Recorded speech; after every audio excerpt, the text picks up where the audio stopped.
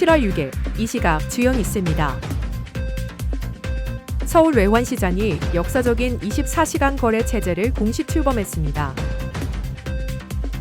이재명 대통령은 메가프로젝트 민관합동 점검회의를 주재하며 사업 부지 즉시 확정과 행정 절차 전면 단축 등 반도체 투자 속도전을 강력히 주문했습니다. 일본계 투자은행 MUFG는 하반기 원화가 점진적 강세로 돌아서며 연말 달러원 환율이 1,500원까지 하락할 것이라고 전망했습니다. 프랭클린 템플턴은 반도체 편중 심화와 레버리지 자금의 위험을 지적하며 저평가된 우량 종목 발굴과 분할 매수 해지 전략을 권고했습니다. 우리나라 부동산 체제는 보유세가 상대적으로 낮고 거래세가 과도해 세제가 시장에 왜곡을 낳고 있다는 진단이 나왔습니다. 오늘 오전 6시 서울 외환시장이 역사적인 24시간 거래 체제를 공식 출범했습니다. 하나은행과 신한은행 간의 첫 거래가 체결되며 달러원 환율은 전 거래의 종가 대비 2원 오른 1,527.6원의 개장가를 기록했습니다. 이날 오전 삼성전자 주민금 파트장이 달러를 매도하며 첫 거래의 문을 열면서 해외 경제지표 발표 등으로 인한 환율 변동에도 즉각 대처가 가능해져 기업의 환 리스크 관리에 큰 도움이 될 것이라고 밝혔습니다. 구윤철 부총리 겸 재정경제부 장관과 권민수 한국은행 부총재 모두 하나은행 딜링룸을 직접 방문해 현장을 격려했습니다. 권 부총재보는 제도적 보완을 약속하며 원화 국제화에 힘을 실어달라고 당부했습니다. 24시간 외환거래 시대의 개막으로 기업과 투자자들의 실시간 환율 대응이 가능해지면서 서울 외환시장에 새로운 전환점이 마련됐습니다. 전 세계가 인공지능을 중심으로 치열한 선점 경쟁을 벌이고 있습니다. 이재명 대통령이 6일 청와대에서 메가프로젝트 민관합동 점검회의를 주재하며 반도체 투자의 속도전을 선언했습니다.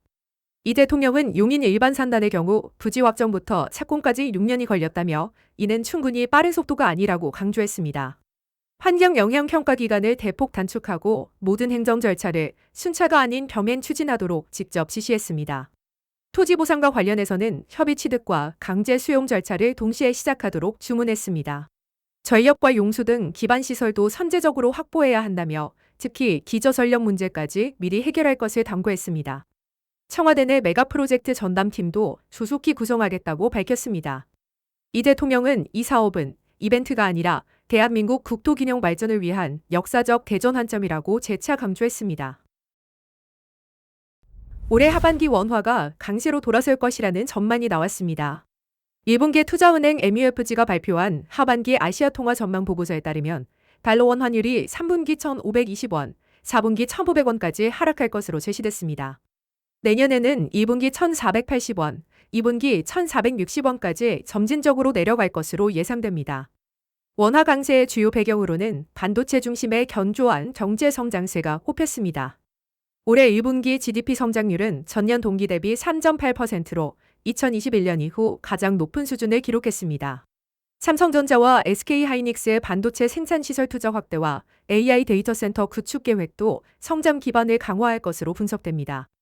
MUFG는 한국은행이 물가 상승 압력과 서울 주택시장 과열에 대응해 올해 하반기 2차례 기준금리를 인상할 것으로 전망했습니다. 반도체 대형주에 맞솔린 한국 증시, 이제 전략을 바꿔야 할 때입니다. 글로벌 자산운용사 프랭클린 템플턴의 크리스티 텐 글로벌 투자 전략가는 단순히 지수를 사는 전략은 더 이상 통하지 않는다고 경고했습니다. 지난 5월 기준 삼성전자와 SK하이닉스를 제외한 나머지 종목의 수익률은 약 5%에 불과했지만 코스피 전체 지수는 29% 상승했습니다. 상승 모멘텀이 반도체 업종에만 집중된 결과입니다. 텐 전략가는 국내 상장사의 약 3분의 2가 장부가치 미만으로 거래되고 있으며 약 41%는 PBR 0.5배 이하 수준이라고 밝혔습니다. 방산, 조선, 원전, 로봇, 전력설비 등 미국 재산업화와 글로벌 공급망 수혜 섹터에 더 흥미로운 투자 기회가 숨어 있다고 강조했습니다. 또한 개인 투자자들의 레버리지 자금 흐름이 시장의 구조적 리스크가 된 만큼 분할 매수와 철저한 리스크 관리가 필요하다고 조언했습니다. 우리나라 부동산 체제가 시장을 왜곡하고 있다는 지적이 나왔습니다. 핵심은 보유세는 지나치게 낮고 거래세는 세계 최고 수준이라는 점입니다. 2023년 기준 우리나라 부동산 보유세 실효세율은 0.15%로 OECD 평균 0.3%의 절반에 불과하며 뉴욕과 도쿄의 10분의 1 수준에 그칩니다. 반면 조정 대상 지역 내 다주택자에게는 취득세 최대 12%, 양도소득세는 최대 82.5%에 달하는 징벌적 세율이 적용됩니다. 미국, 영국, 독일 등 주요국은 보유세를 지방세 단일 체계로 운영하며 거래 시 다주택자를 따로 중과세하지 않습니다. 진희선 법무법인 태평양 고문은 높은 거래세와 낮은 보유세가 주택가격에 왜곡을 낳는다고 지적했습니다.